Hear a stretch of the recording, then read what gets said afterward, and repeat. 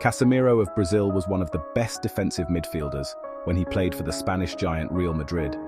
When he moved to Manchester United FC before the 2022 to 2023 season, he was the best player for the Red Devils for a year. He has proved that he is worth £70 million during his first year, but later he lacks pace and strength. Somehow he lost his focus during the 2023 to 2024 season. For him, we lost to City at Etihad and then to Crystal Palace at Selhurst Park. He made lots of mistakes. However, during the 2023 to 2024 season, the manager Erik ten Hag made the vital mistake of bringing Mason Mount from Chelsea. He cost United £60 million. Erik was very much obsessed with Mount and showed his stubborn nature, as he did for Antony from Ajax. Even though Antony cost an extra £30 million, still he played most of the matches in his first year, whereas Mount was absent in 80% of the matches during the 2023 to 2024 season. Instead of Mount, and if we could pay an extra £15 million, then we could bring Kim Min-jae as a centre-back and Ryan Gravenberch as a defensive midfielder. We struggled in the midfield because Casemiro was not as shining as he was in his first season. We missed Lisandro Martinez for most of the matches, and Raphael Varane was often injured. Kim could give United good support with both Harry Maguire, Victor and Evans. Willy Kambwala as a young star was under huge pressure. So was Casemiro.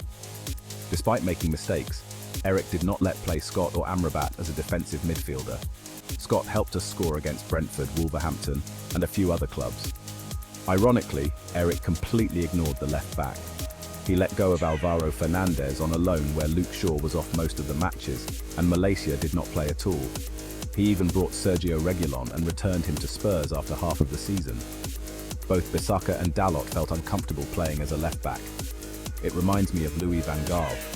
Van Gaal messed with Angel Di Maria to switch his position.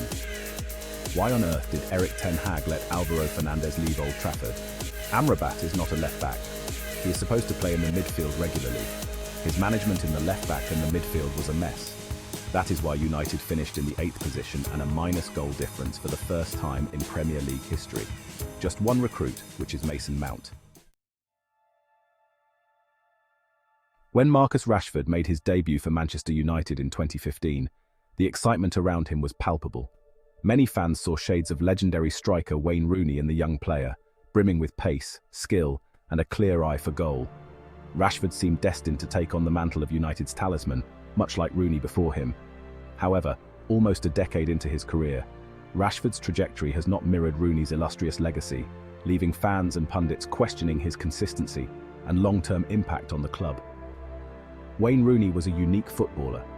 From his debut at Everton to his peak years at Manchester United, he exhibited incredible power, vision, and football intelligence. His ability to both score and create goals, combined with his physical presence on the pitch, made him one of the best of his generation. It's not hard to see why comparisons between Rashford and Rooney emerged early on. Rashford too showed immense promise, with his explosive speed and eye-catching performances. However, while Rashford undoubtedly has pace and skills, there is a growing sense that his performances have stagnated, especially since his breakthrough period from 2015 to around 2019. Initially, Rashford's ability to cut through defenses with his blistering runs and decisive finishing made him one of the most feared young forwards in Europe. Yet in recent years, his form has become inconsistent, often leaving fans frustrated. One of the key criticisms of Rashford has been his decision-making on the field. He seems to second-guess himself, unsure whether to pass, cross, or take on defenders. This indecision disrupts the flow of Manchester United's attacks, particularly when the team is looking to play at a high tempo. A hallmark of any successful attacking player is the ability to make quick, instinctive decisions, and when Rashford hesitates, it not only affects his performance but also hampers the overall dynamics of United's play. Another area where Rashford falls short compared to someone like Rooney is his physicality. Football, particularly in the Premier League, demands a combination of skill and strength, especially for forwards who must navigate their way through packed defenses. While Rashford's speed allows him to get past defenders, his lack of physical presence often limits his effectiveness in tight situations. He struggles to hold off defenders or maintain possession in duels, making him less reliable in critical moments. This physical weakness has also contributed to his injury record, with Rashford frequently sidelined over the years. Rashford's privileged status at Manchester United has also been a point of contention. While he has been a regular starter under multiple managers, some argue that his position in the squad may not be entirely merit-based, especially given his fluctuating performances. If United are to return to the heights of winning the Premier League, they need consistent contributions from their star players. Rashford's form, or lack thereof, has often held the team back. In conclusion, while Marcus Rashford undoubtedly possesses talent, his inconsistency, poor decision-making and physical limitations have prevented him from reaching the heights many expected when he first burst onto the scene. Unlike Rooney, who adapted and grew as a player throughout his career, Rashford appears to be stuck in a cycle of promising moments followed by long stretches of underperformance. If Manchester United are to challenge for the Premier League title, Rashford will need to rediscover his form and develop the sharpness and strength required at the highest level.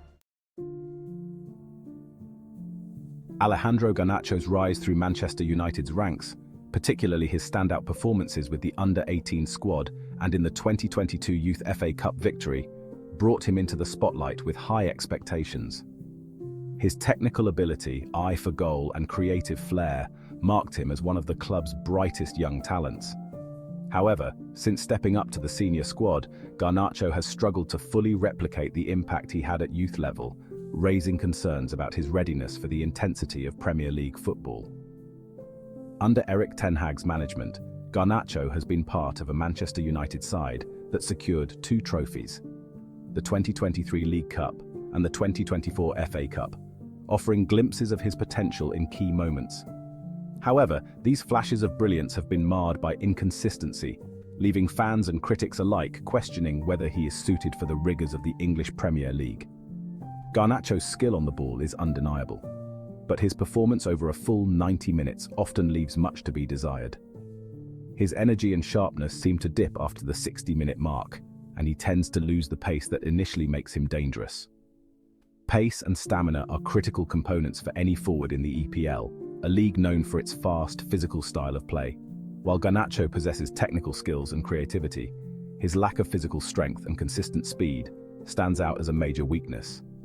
Comparisons to his United teammates like Kobbie Mainoo and Amad Diallo underscore this issue, as both players can outpace Garnacho with ease. His struggles with maintaining pace throughout a match make him more effective as an impact substitute, where his energy and creativity can make a difference in the final 20 to 30 minutes. However, as a starter, he often fades too quickly to be consistently effective. The EPL is notorious for being a physically demanding league, where skill alone is rarely enough to succeed. While exceptional players like Eden Hazard could thrive with their skill and creativity despite lacking physical dominance, Hazard was a unique case, and Garnacho does not seem to possess the same level of natural talent or adaptability. Instead, Garnacho's performance style seems more suited to the Spanish La Liga, where the game is often played at a slower, more technical pace that might better complement his abilities.